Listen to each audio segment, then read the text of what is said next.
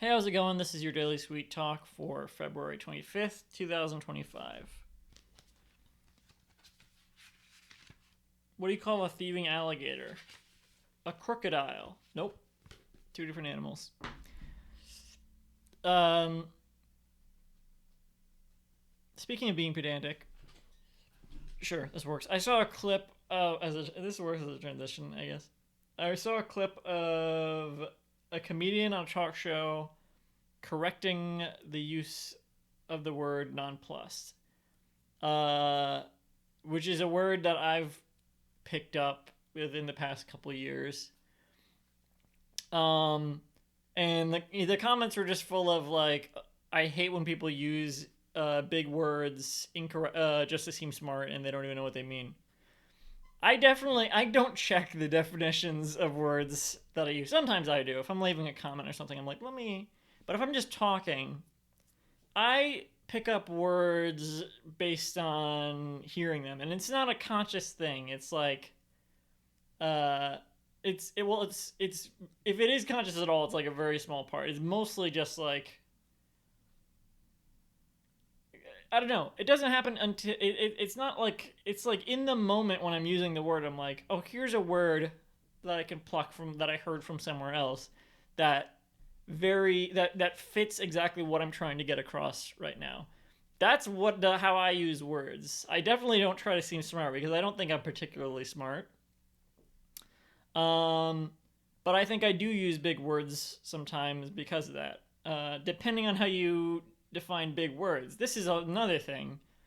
Um, but just to wrap up what I was saying there, because I try to, you can kind of tell I pause a lot because I'm trying to think of like exactly what I want to say, and often that will entail like being very specific with words and often choosing maybe sometimes niche words, and then maybe I'll try to be more descriptive in a way that people will more easily understand, or I don't, and then people just don't won't understand me, I guess. But I will understand what I'm trying to get across, and to me that's the best way to get it across because it's the most specific what I'm trying to say. Which is sometimes if I can't remember a word, I'm like, oh, this is the exact right word I want. Even if, whether it's a big word or not, if I can't remember it, I'm like, I literally can't even say whatever I need to say here because I can't remember the word, and I'll just be like, I'll just have to stop the conversation.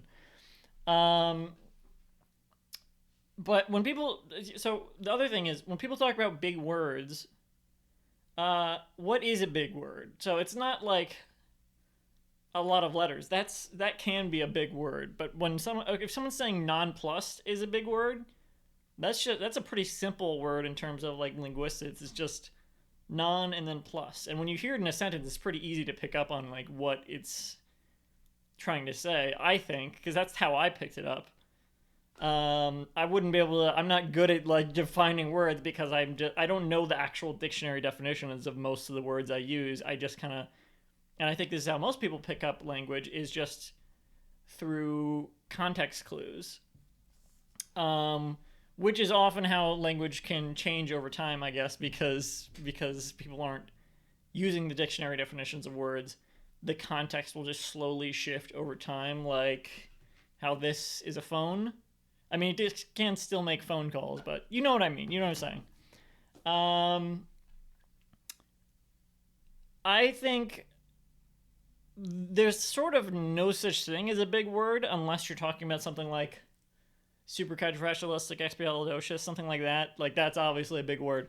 But if something like non-plus counts, we're really just talking about like specific or different niches of language.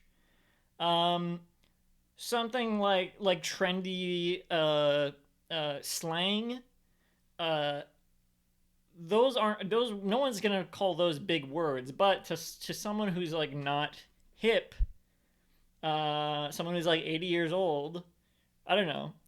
Uh, to someone like that, those would be big words in the same way.